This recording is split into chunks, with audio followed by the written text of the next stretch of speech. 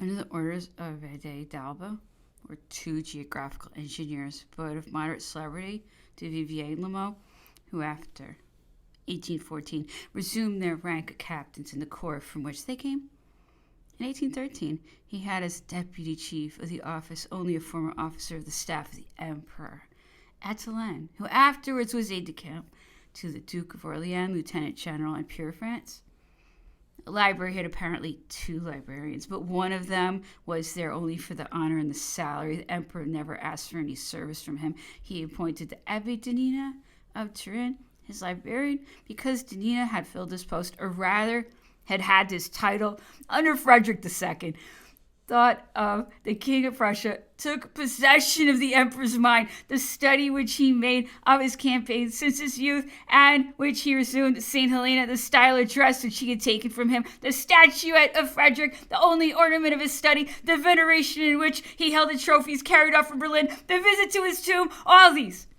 even to the choice of Denina as librarian, show his admiration for him whom he called the tactician par excellence. The other librarian during the whole of the consulate and down to September 9th, 1807 was Ripault.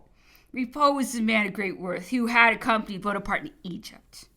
It was he who formed the libraries of Tuileries, of Laeken, of Malmaison, of Saint-Cloud, of Fontainebleau, of Rambouillet, and little libraries of the study and all the residences. Besides this duty from the year 11, he was charged with the analysis of all journals which were not political, of all books, pamphlets, plays, bills, placards, which appeared during the 10 years, with a report of literary and religious assemblies, and of any law proceedings which attracted attention. He was a supplier of information to Bonaparte, who wished by means of his report alone to know everything that passed in the world of letters and elsewhere. Ripault, worn out, retired in 1807. His successor, much better known man, was Barbier, the celebrated bibliographer, who combined with the functions of librarian to the emperor those of librarian to the council of state. With Barbier, Napoleon could be easy. There was not a book with which he was not acquainted, and which he could not procure, not a question which he left without an answer, not a scheme of forming a library wherever it might be and for whatever purpose which he hesitated to undertake. If Napoleon wanted to form his portable library, start a library for the Enfants de France,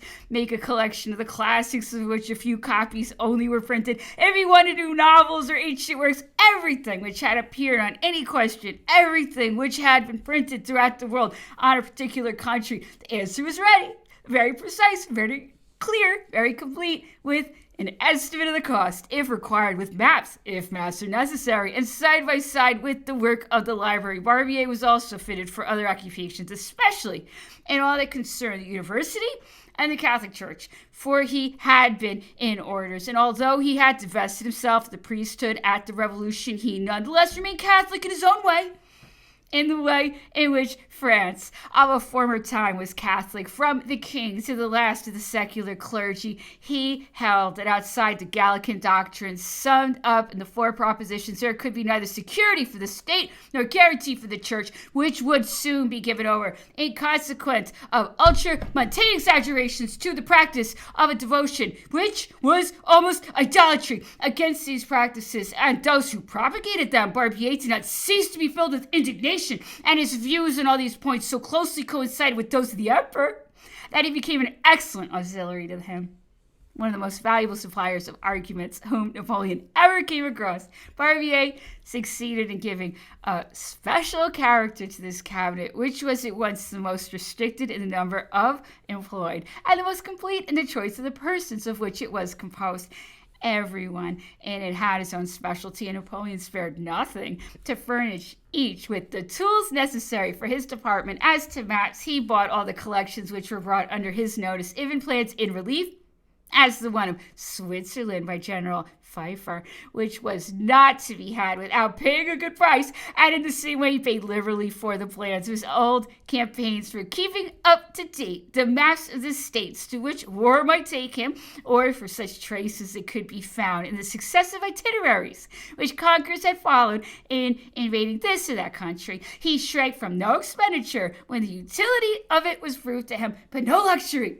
in the maps which were engraved by his orders, except in the Atlas of the Campaigns of Italy. There were no more of those fine title pages in which the designer had full scope and placed the agreeable and charming side of art side by side with technical work. Thus, the map of the hunting grounds, which he had completed and corrected, has only a simple and commonplace title: The Grand Voyages of Discovery, such as that of Monsieur Fressinet to southern lands, for example, the publication of which he paid for, have atlases entirely geographical, in which nothing is done to please the taste. The maps which he used himself were mounted on strong and thick linen, enclosed in cardboard cases covered with sheepskin of ordinary character.